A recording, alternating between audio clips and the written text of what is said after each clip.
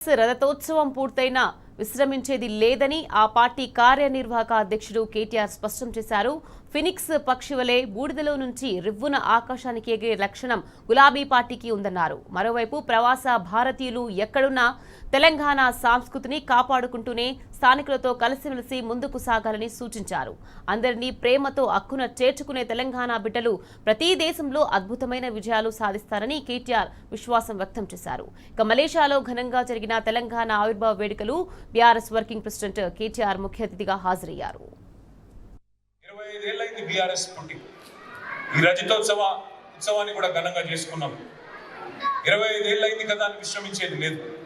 ఆటుపోట్లను ఒడిదుడుకులను అన్నింటినీ ఎదుర్కొన్నాం. మా నాయకుడు చెప్పేది ఒకటే, గెలిచినప్పుడు పొంగిపోకండి, ఓడిపోతే కుంగిపోకండి, జీవితంలో ఎత్తుపల్లాలు తప్పవు.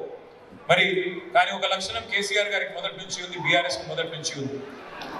ఎట్లా అయితే ఒక ఫినిక్స్ పక్షి బూడిద నుంచి మళ్ళీ తిరిగి లేస్తుందో తప్పకుండా అట్లా బీఆర్ఎస్ మళ్ళీ తిరిగి మీ ఆశీర్వాదంతో 2028లో తిరిగి మళ్ళీ వస్తాం. చివరికి నేను ఒక మాట చెప్పి నేను ముగిస్తాను. వసుదైక కుటుంబం మనది. ప్రపంచమే ఒక కుగ్రామం అని చెప్పుకుంటా ఉంటాం.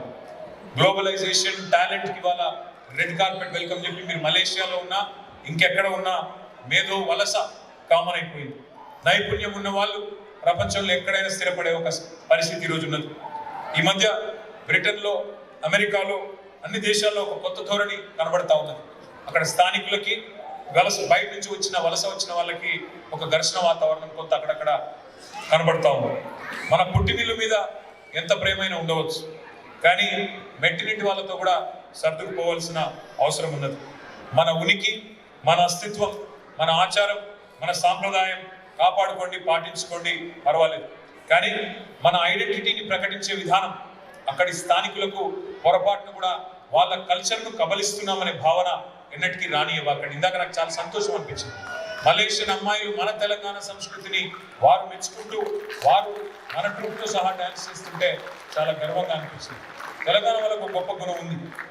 మనం ఎవరిని కించపరచం, ఎవరిని అవమానించం, అందరినీ ఆప్యాయంగా ఆహ్వానిస్తాం, ఆత్మీయంగా ఆలింగనం చేసుకుంటాం. అదే మీకు అసలైన శ్రీరామ లక్ష్యాన్ని గుర్తు చేస్తూ జై తెలంగాణ.